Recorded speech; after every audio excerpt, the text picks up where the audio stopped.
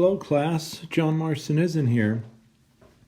This is the lecture for Wednesday, April 1st, the classical period. We will do 2 classes on music of the classical period, 1750 to 1820, and we will focus on the 3 big figures of that period, Haydn, Mozart, and Beethoven. These are the genres that we will be focusing on as well. The symphony, the string quartet, and the solo concerto. So we already know what a concerto is. From the Baroque period, we listened to 2 types of concertos in the Baroque period. The concerto grosso, which features 2 or more soloists, as in the Bach-Brandenburg concerto, and Vivaldi's violin concerto, Spring from the 4 Seasons, which features 1 soloist. In the classical period, the solo concerto is the more common, the more popular. The concerto grosso pretty much falls out of fashion. These are the forms that we will be focusing on. Sonata form, theme and variation, minuet and trio, and rondo. Now, these 4 forms will be the forms that are used in the first 2 genres. The symphony is a piece for orchestra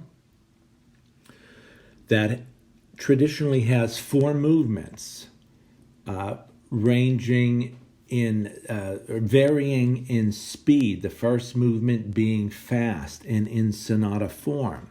Second movement being slow and in theme and variation. The third movement being, we'll say, moderate and in minuet and trio. And the last one being fast in rondo form. That will be true of the string quartet, which is a new type of genre. And it's sort of self-explanatory. String quartet, a piece for 4 string instruments. And the standard instruments in a string quartet would be 2 violins, 1 viola, and 1 cello.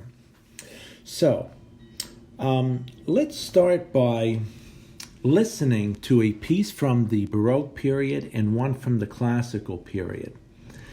Now, if we were doing this in class, I might present this a little different. I would like to play some music and ask some questions, but since we don't have that opportunity, I'm going to give you some things to listen for as we compare these 2 pieces very broadly. So, this is part of the study guide which I am compiling, and this will be on Blackboard under course content before Friday's lecture. So these are the 2 periods of music. We just left the Baroque period. Now we're moving into the classical period.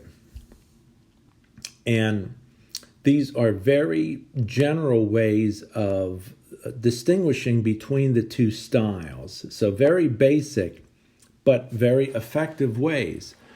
All right, and we should know what most of these terms mean. So, texture, we certainly know what polyphony is, more than one melody at the same time. That's what we get in the Baroque period. When we get to the classical period, the texture is primarily homophony or homophonic. One main melody with accompaniment, like most music that we listen to. Popular music and classical music moving forward from this time. Melody. Okay, here are a couple words. We have used these words too. So, classical music, it says diatonic. Diatonic just means a scale, playing notes in a scale, such as That's a diatonic scale, a C major scale. Chromatic is when you play notes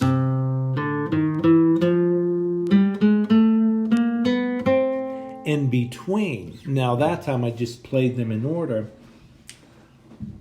But in general, what that means is classical music tends to have less chromatic notes in it. Not to be misleading, there is definitely chromaticism in classical music. But in a broad sense, Baroque music tends to be more chromatic. So one might even say more complex in terms of melody and texture for that matter. Dynamics in the Baroque period, we use the word terrace, meaning going from very soft to very loud drastically, like you would see terrace or different tiers, right? Looking at an apartment building that has different terraces, for example, as opposed to gradual crescendos, gradually getting louder, decrescendo, gradually getting softer. The keyboard instruments in the Baroque period, the dominating keyboard instrument, and we heard a lot of it, the harpsichord. It was featured in the Bach Brandenburg Concerto. We heard a cadenza played on the harpsichord. The forte piano, this is the new instrument. It has some modifications. So the forte piano is moving closer to what we know as the modern piano. And that will come into fruition in the Romantic period, the next period of music. So the strings in the forte piano are hammered rather than plucked like a harpsichord. So it sounds more like a piano, but it doesn't have the metal frame yet that the modern piano has. It's still a wooden frame, but it's going to sound more like the modern piano. So we'll hear an example of that as well. Some of the forms in the Baroque period. Fugue, we know what that is, strict imitative polyphony, and ritornello form, space repetition. To the right of that, I have the classical forms abbreviated. Sonata form, theme and variation, minuet and trio, and rondo, which we haven't gone over yet, but we will. And then other things that fall under Baroque music, monodium, basso continuo, nothing specific to compare those two. Well, in any case, so you want to know, and again, this review chart will be posted before Friday and certainly before the exam, because part of the exam will be questions asking different statements about each period. Well, where you will have to tell me if this statement refers to the Baroque period, such as polyphonic texture, or the classical period, such as homophonic texture. So let's just listen to a little bit of music, something that we've heard and something that we haven't heard. How to make the law of course, we have a of commercial. attraction work for you, and why it Bach Brandenburg Concerto.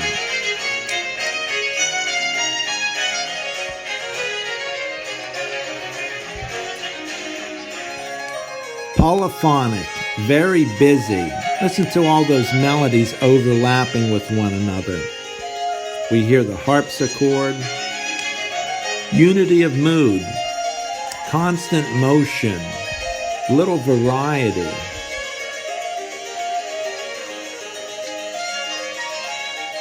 Again, very chromatic. We're modulating, moving in and out of keys a lot. This is Baroque music.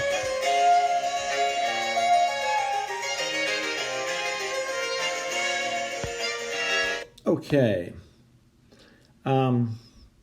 Here is a good example. Classical music.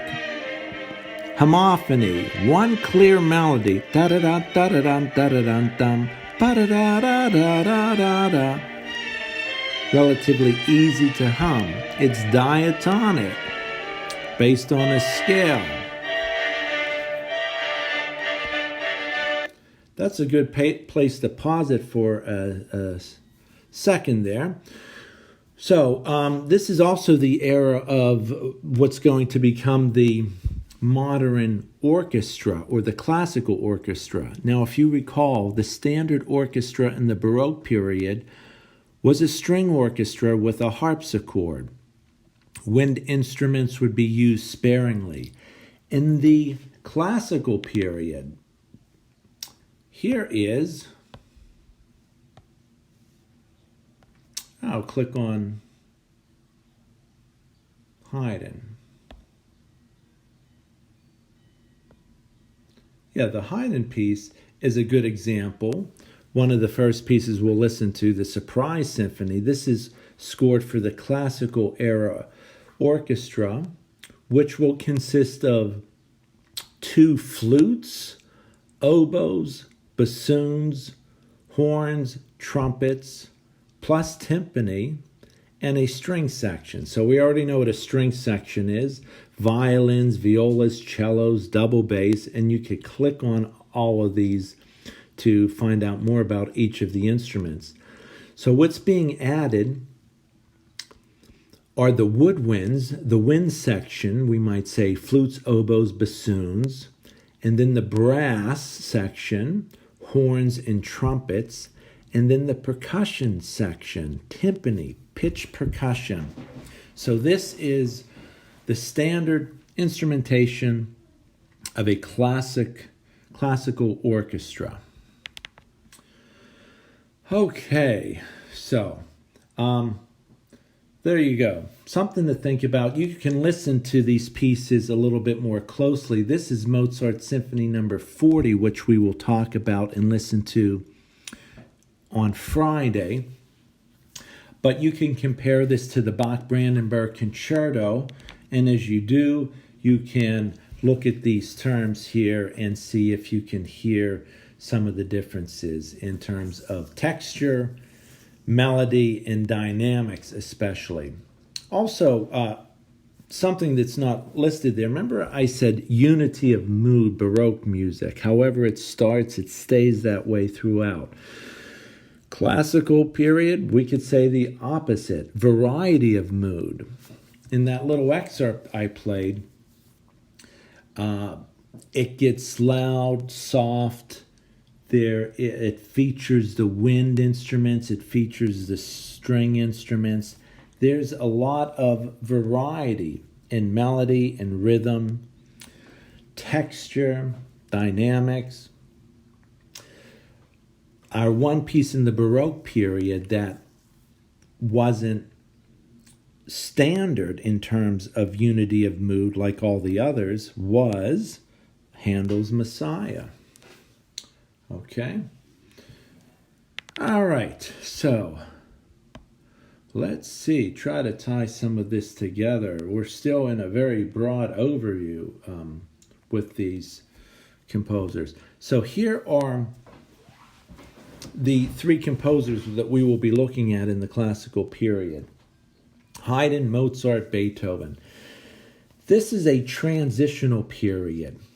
So in the Baroque period, composers made a living almost exclusively by being either connected to the aristocratic court, you had a court position, or you worked for the church. That is still the case in the classical period, but this is, as I already said, a transitional period. We will have the American Revolution, the French Revolution. Lower and middle classes are jockeying for more social and economic mobility. There will be wars. The aristocratic class will be overthrown.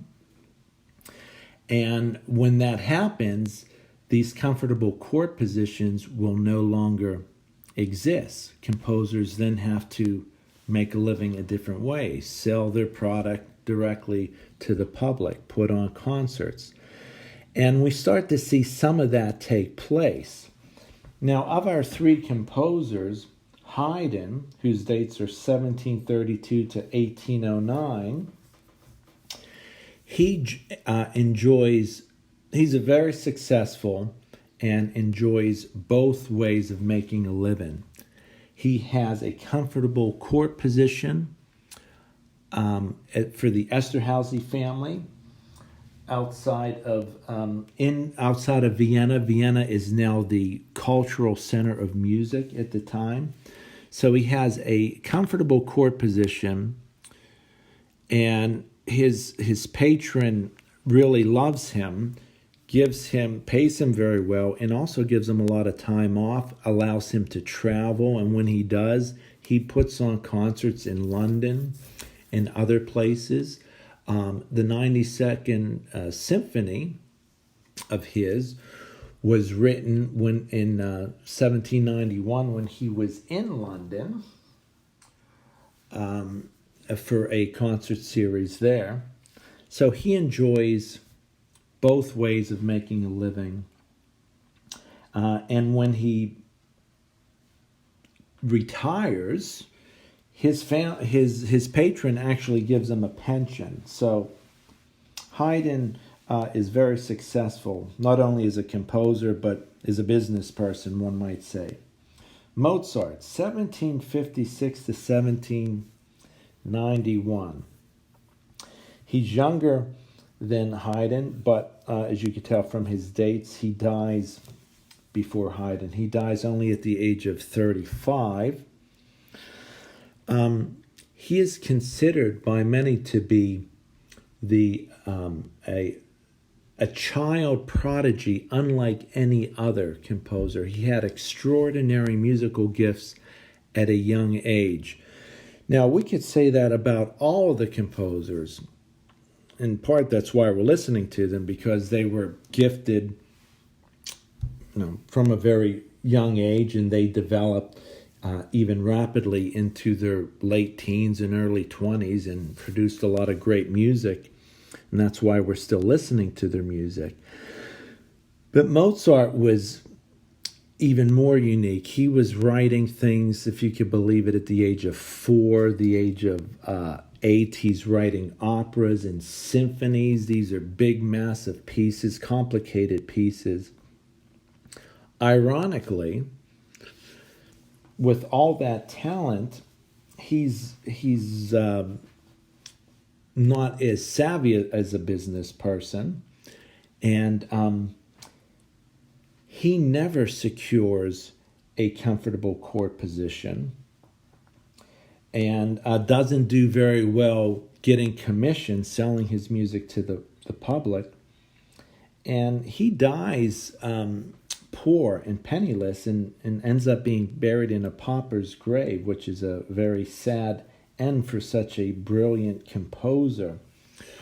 There's a great movie from, I believe, 1988 called Amadeus you might want to consider watching. It won the Academy Award, and the person that played Mozart's adversary, Salieri, actually won Best Actor that year.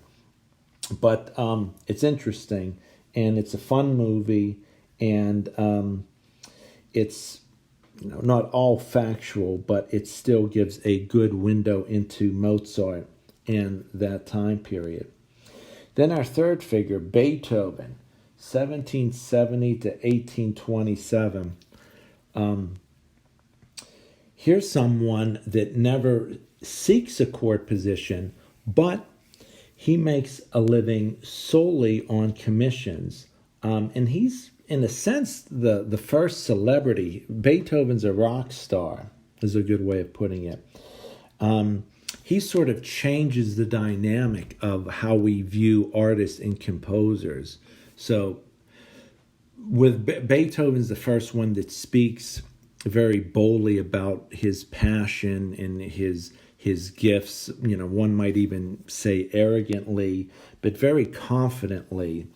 And this attitude is carried into the next period, into generations of composers.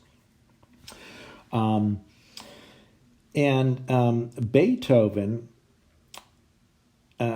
also suffers some tragedy. By the time Beethoven only writes 9 symphonies, but by the time he's writing his 3rd symphony, he's going deaf. And he actually ends up going completely deaf. And when he writes his final symphony, his 9th symphony, which some consider his greatest, he's completely deaf when he writes that. Also when he writes some of his late string quartets. So it's pretty unimaginable. How can somebody write music without being able to hear it?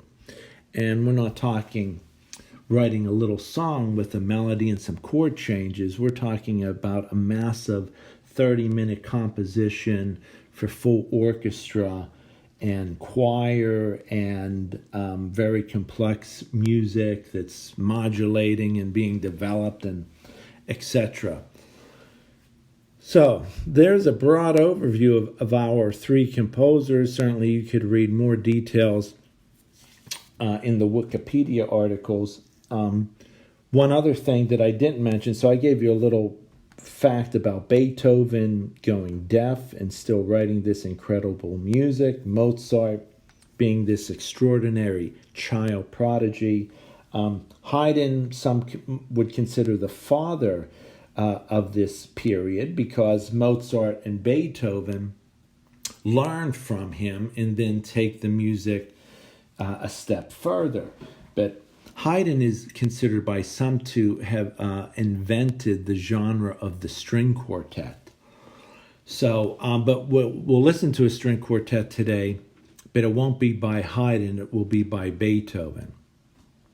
So there's a broad overview of our 3 composers and the genres that we will be studying, the symphony.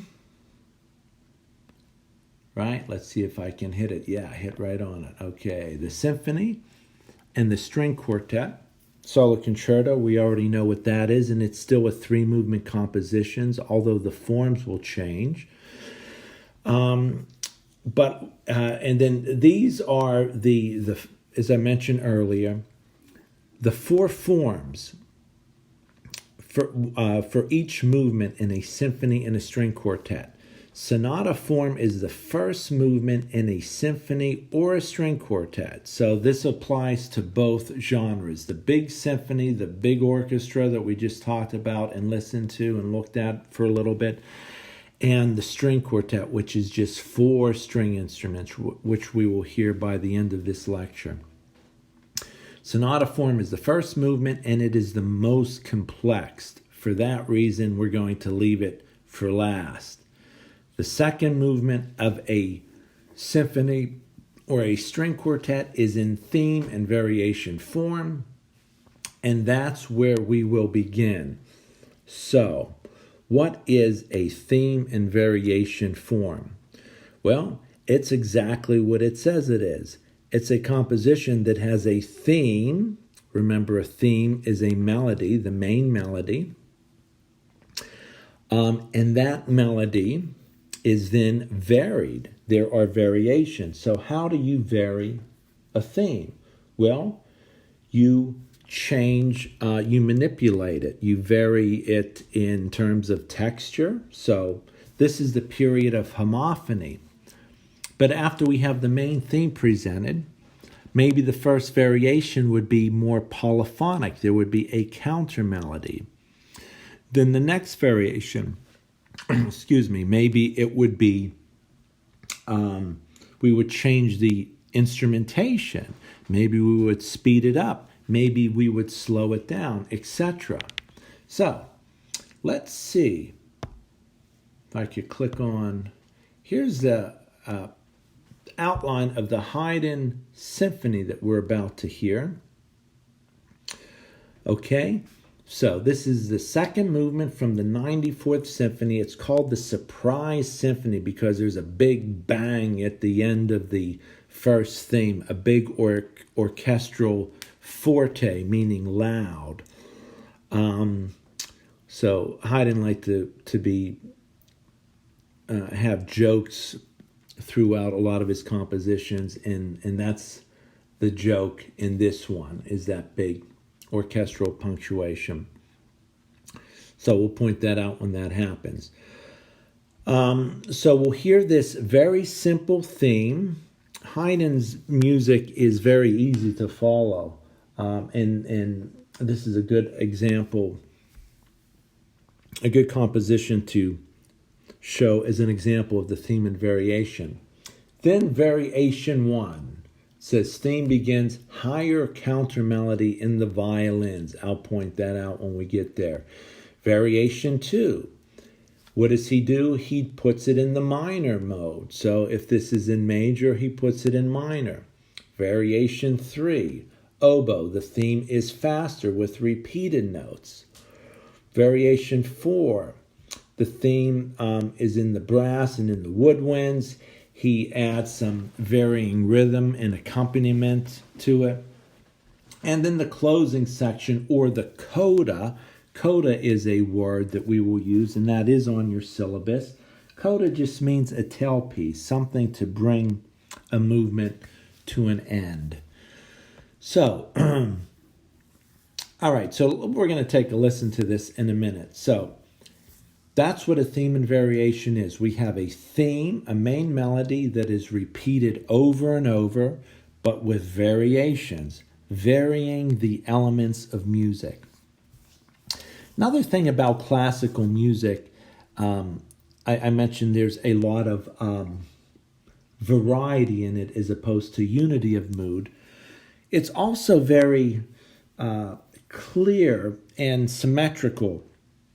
You could clearly hear where one section ends and another one begins, as opposed to Baroque music, which is not always that easy to hear.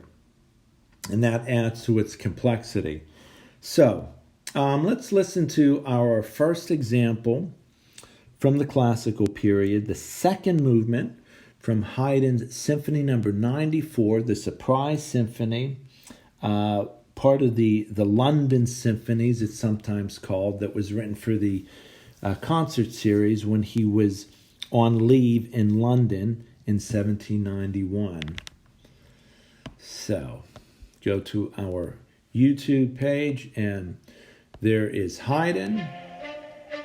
Not much to see there except Haydn, but let's listen up. I'll point some things out.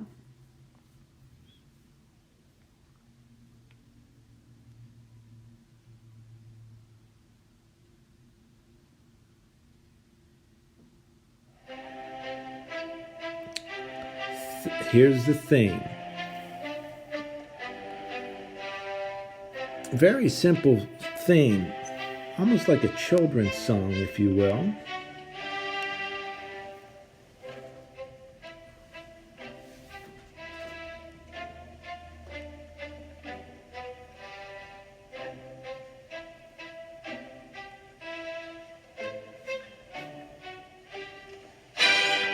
That big orchestral hit there, where it got really loud, that's the surprise. Okay, so if you were falling asleep, that would certainly wake one up. This is all theme 1. Second movement of a symphony, theme and variation. Also would apply to a string quartet. Second movement of a string quartet would be the same form.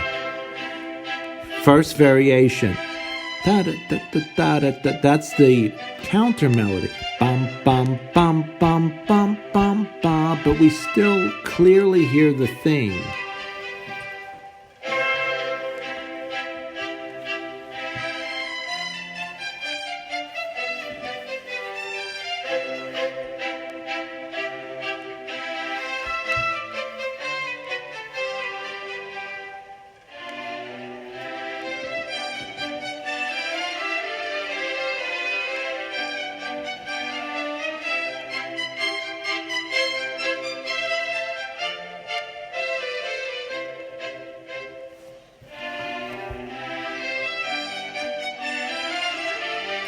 First variation, we're still on it.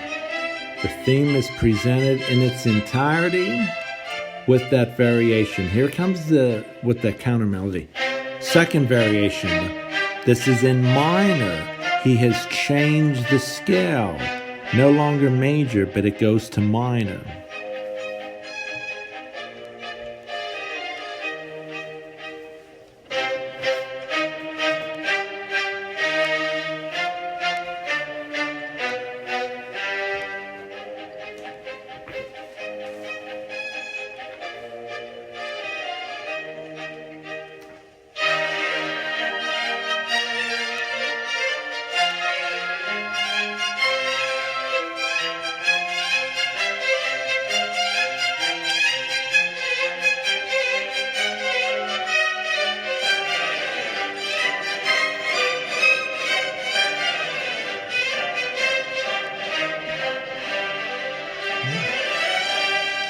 Coming to the end of the second variation.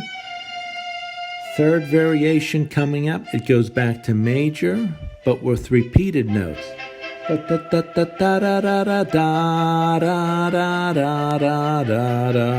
Notice it's still the same theme, but varied.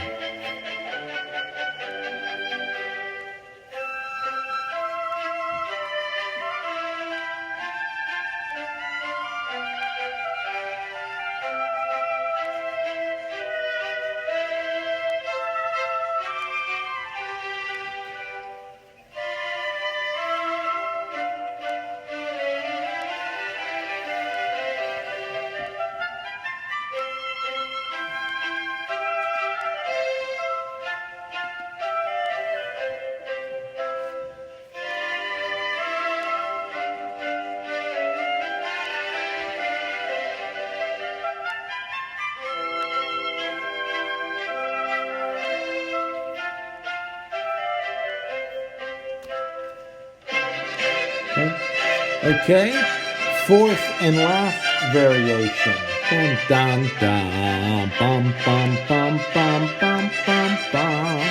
It also has a counter melody, but very unlike the first variation's counter melody.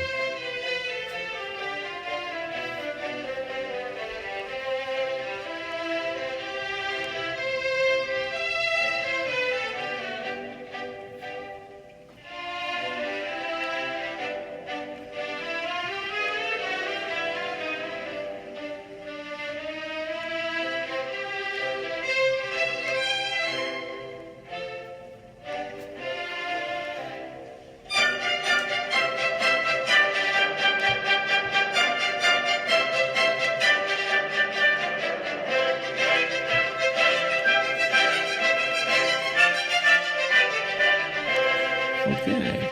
We could call this here the coda or closing section. The variations on the theme are over,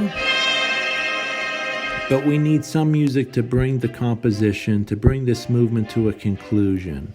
And that's what we have here. We still hear fragments of the theme, but it's just that. It's fragmented, and it's part of the coda, something to bring this movement to a conclusion.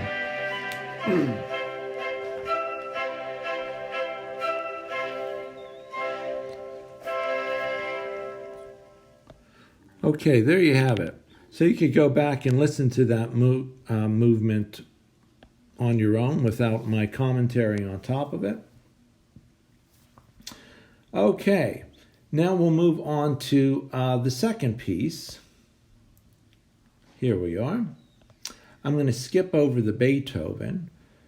We'll come back to that before we finish today. I'm going to go to the piece by Wolfgang Amadeus Mozart, Serenade in G major, K525, Eine kleine Nachtmusik, third movement. Boy, that's a big title. Okay, so what is that? So let's start from the end. Third movement, okay? That's what we're going to listen to, the third movement, and it is always in minuet and trio form. Okay? Minuet and trio is a type of a dance. A minuet is a dance that's in triple meter. It was a popular dance in the period. Trio just means a contrasting dance. So frequently the minuet, for example, would have one particular type of rhythm or articulation, such as playing the melody very detached, as we will hear, something called staccato, where the trio might be more legato or connected. So two minuets, if you will, but contrasting in character. We just call the second one a trio.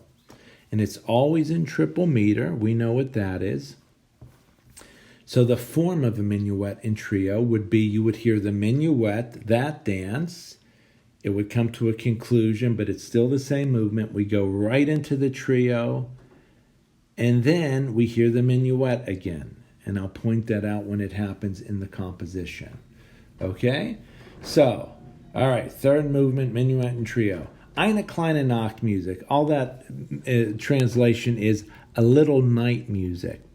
So Mozart wrote some amazing compositions, great compositions. Not that this isn't one, but in Mozart's opinion, a little night music, he is saying in the forefront that this is light music. This isn't one of his more heavy pieces that he really, thought about and worked hard on, and has musical ideas that are further developed. I haven't talked much about that term, but development.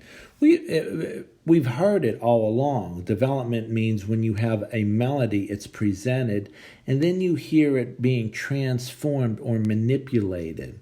We're going to hear a lot of that in the sonata form. That's why we saved that form for the end, because it's the most complicated.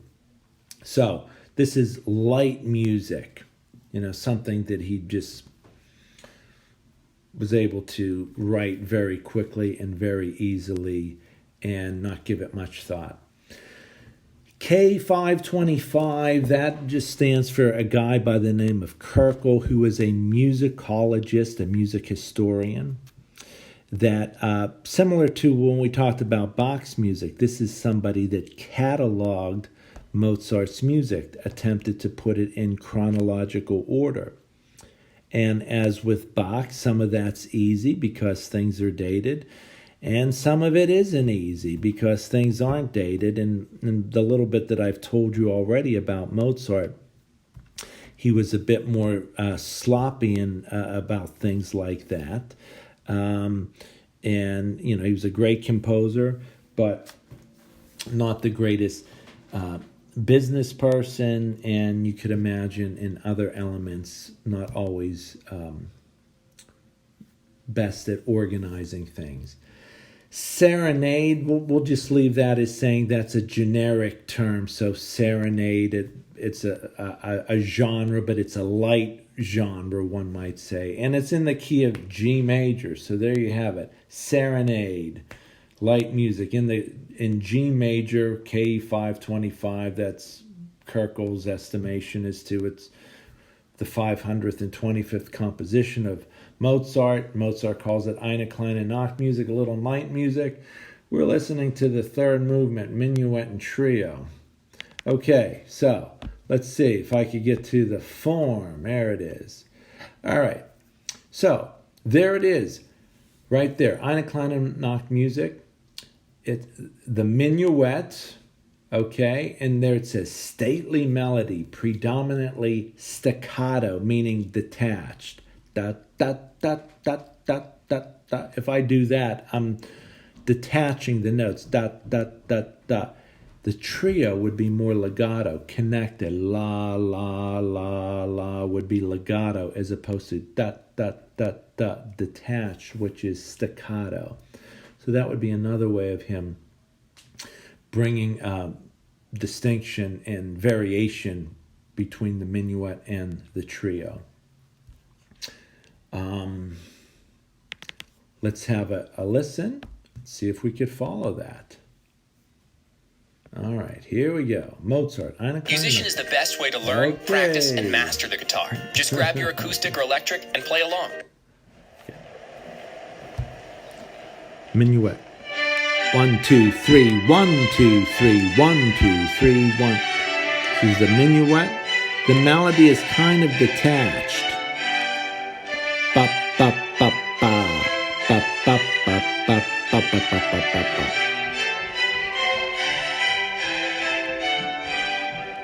1, 2, 3, 1, 2, 3, 1, 2, 3, 1, 2, 3, 1, 2, 3. Triple meter.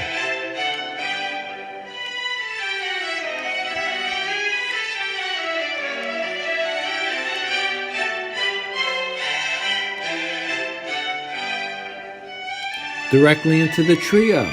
This is the trio. More legato.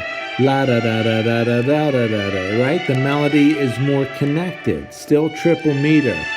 1, 2, 3, 1, 2, 3, 1, 2, 3. Right? It's a different melody. It's a different dance, right? So variety. Not unity of mood like the Baroque period, but variety of mood. And when this ends, you'll hear the minuet come back with the staccato melody.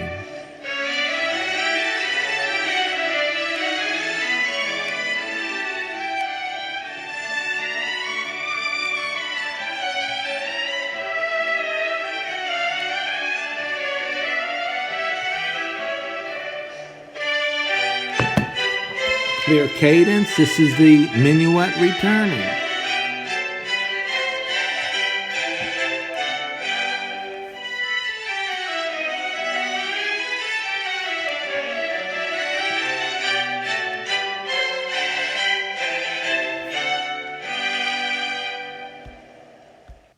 That's it. Okay? So again, keep in mind that's the third movement of a symphony or a string quartet, right? We're not listening to the entire composition of Mozart's Eine kleine Nacht music, just the third movement. We didn't listen to the entire composition of Haydn's Surprise Symphony. We listened to just the second movement that represented the theme and variation. And now we will listen to just the fourth movement of Beethoven's String Quartet in C minor, Opus 18, number 4, fourth movement. Again, look at that lengthy title, but it's a very objective title. Unlike, when we think of a song, the title tells us something about what it's expressing, or even instrumental music today often has a more subjective title. But these titles are very objective, right? It's telling you what it's written for. String quartet, C minor, what key it's in. Opus 18, number 4 has to do with the publication. It's Beethoven's 18th publication, and it's the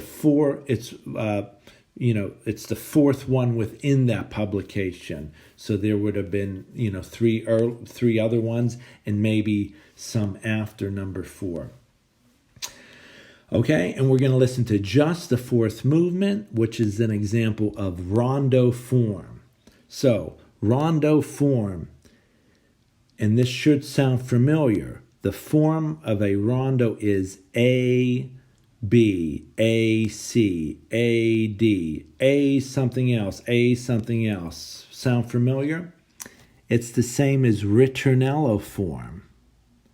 Same form, but a different name. In the Baroque period, we called it ritornello form, and it was for the concerto, where the main theme was played by the full orchestra, and the other sections featured the soloist. Here, there are no soloists. There is no single soloist either.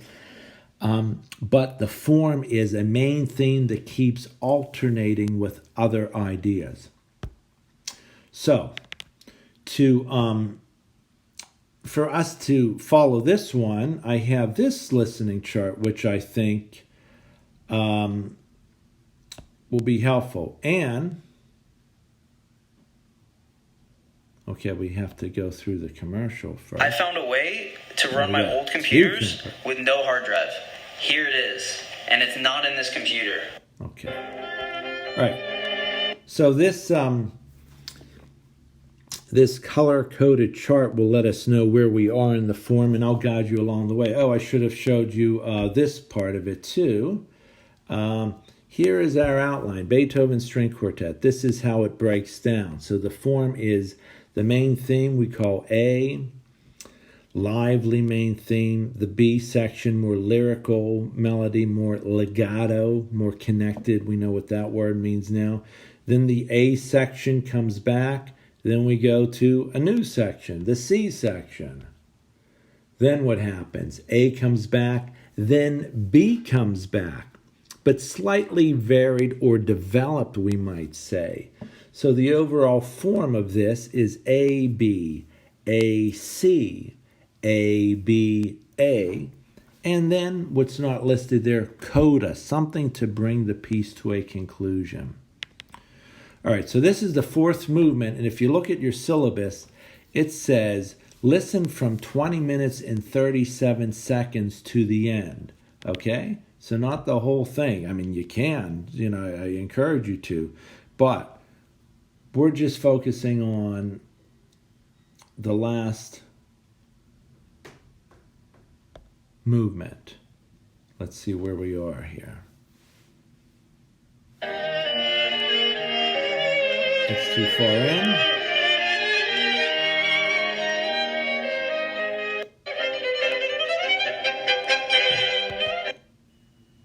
Here we go. A section, this is the main theme. The blue is the main theme. Lively, aggressive.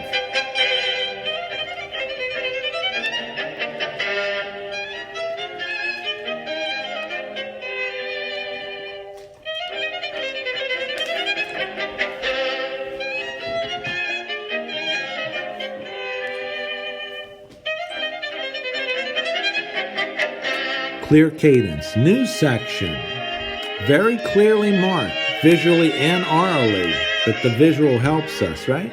New idea, major, more legato, more connected melody.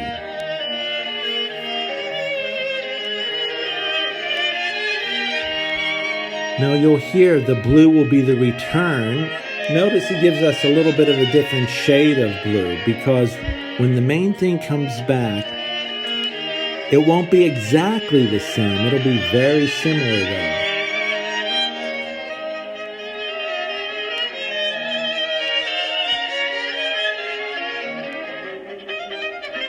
There it is.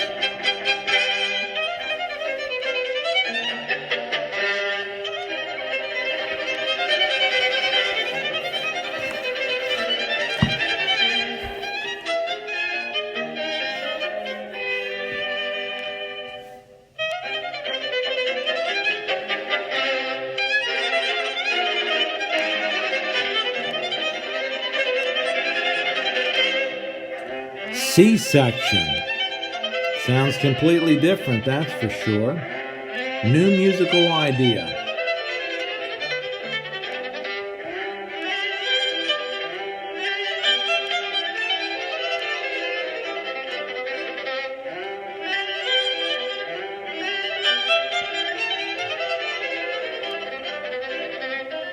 A section, main theme, right? Hopefully you're recognizing that melody by now.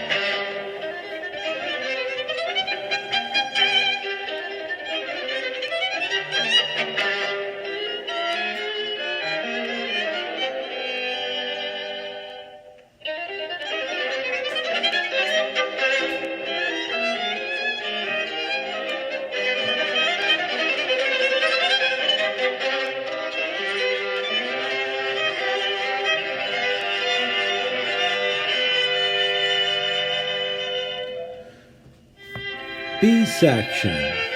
Yes, but slightly different.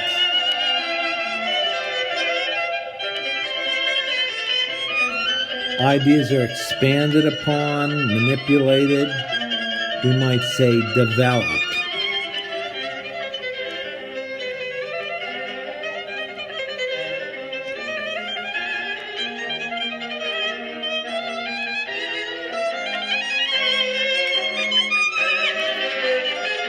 Okay, and you can tell what we're gearing up for, a final presentation of the main theme, faster and even more agitated than before. There it is.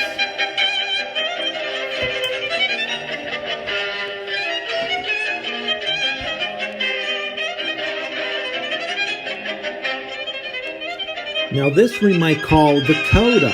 We're bringing it to a conclusion now. It's going a little bit outside of the A section theme to bring the movement to an end.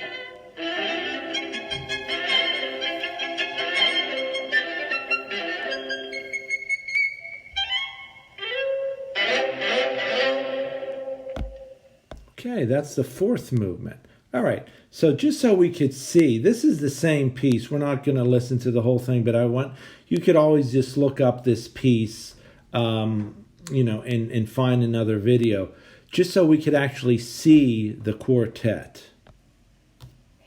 This is the first movement, which we didn't listen to.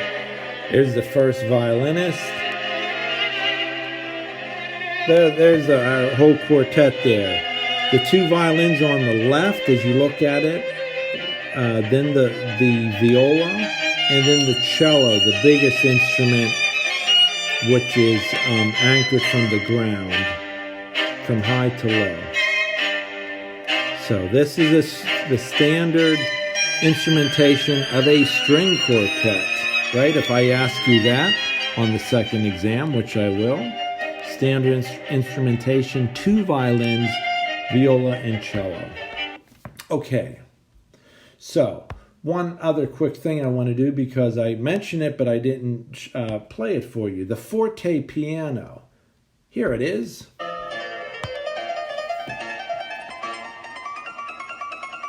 Okay, that instrument in the front sounds like a piano. It's a little lighter though. Certainly doesn't sound like a harpsichord, but it looks like a harpsichord if you compare this to the Bach-Brandenburg Concerto. All right? So that's the dominating keyboard instrument of the classical period. And notice what it's called, forte piano. What does that mean? Forte means loud, piano means soft. So emphasizing the fact that this instrument has a wider dynamic range, as the classical music does. Crescendo, decrescendo, gradually getting louder, gradually getting softer. So the instrument is called the forte piano. In the next version, as this instrument expands and even has a bigger dynamic range, we no longer call it the forte piano. What do we call it? The piano, right? So that's what the word means. Piano literally means soft. But it no longer means that. We just think of piano as the instrument. But that's the evolution of the why it's called the piano and the forte piano. So, there you have it for today. The three composers, Haydn, Mozart, Beethoven. All right, here's the review, which, as I promised, will be going up, because the next exam, there will be a review on Friday, but I'll just touch on it a little bit today. Also worth 65 points like the last one. There will be some true and false questions like the last one, based on the specific composers and compositions. There will be some fill in the blank about style, as I talked about.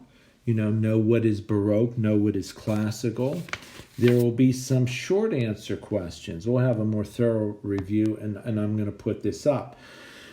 So, hopefully this will help you tie everything together, because I know it's a lot of information, but you have the luxury of rewinding the video, contacting me with any questions, and certainly this study guide puts it all there for you. 3 pages, all the information you need to know about the Baroque period, right? The genres that we covered, and the forms, and the terms, and now the classical period, the symphony and the string quartet, the solo concerto. Well, we already know what a concerto is, but we'll just talk a little bit about that the next class, as we also listen to sonata form, and then that will wrap it up.